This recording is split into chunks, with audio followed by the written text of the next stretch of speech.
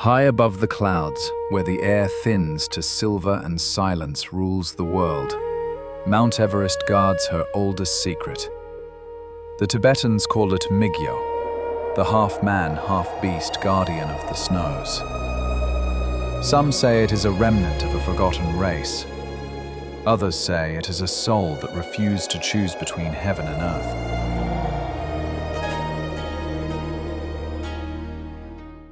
In 1951, the English mountaineer Eric Shipton led an expedition along the western ridge of Everest. The wind had stilled that morning. An omen, his Sherpa guide whispered. The mountains do not fall silent without reason. As Shipton advanced through a narrow ice valley, he noticed a row of footprints pressed deep into the powder, larger than any humans, yet more deliberate than an animal's. Each print had 3 toes and a thumb, spaced like the marks of a creature that walked upright. He took photographs and measurements, and that night by the flicker of his lamp he wrote in his journal, "Not bear, not man. Something in between. Something that knows it is being followed." That night, as snow buried their tents, the Sherpa elder Tenzing told him the tale forbidden to most outsiders. Long ago, before Buddha found enlightenment, he meditated in these mountains. The spirits of the wild protected him, beings of great strength, neither man nor beast. When his task was done, they refused to leave the world of mortals. They became the Migyos, guardians of the sacred peaks. He warned Shipton that the Migyo was not a monster, but a punisher of arrogance. It revealed itself only to those who sought to conquer the mountain, not to honor it.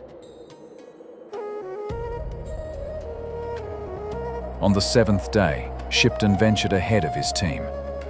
He was driven not by faith, but by curiosity, that dangerous hunger every explorer knows too well. The snow thickened into fog, the sun a ghost behind the veil, and then he saw it. A silhouette emerged between the glaciers, tall, stooped, draped in reddish fur that shimmered like fire under frost.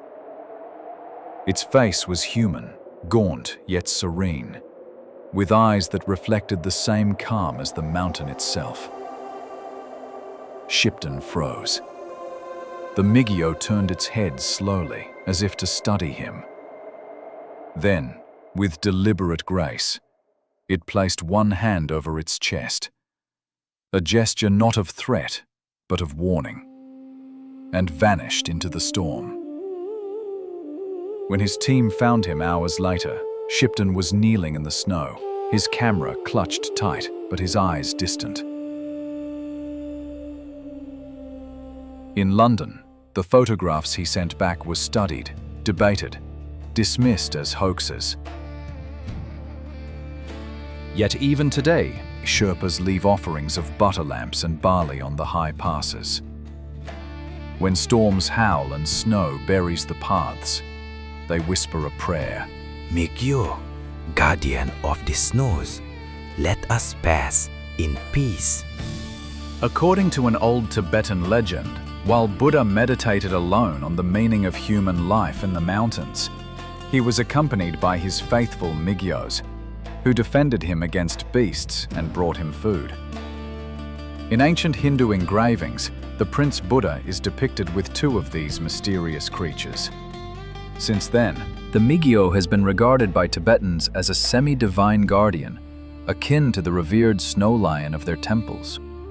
Several European expeditions that attempted to hunt a Migyo vanished without a trace. It is suspected that their members were killed by Tibetans, who considered such a hunt a sacrilege.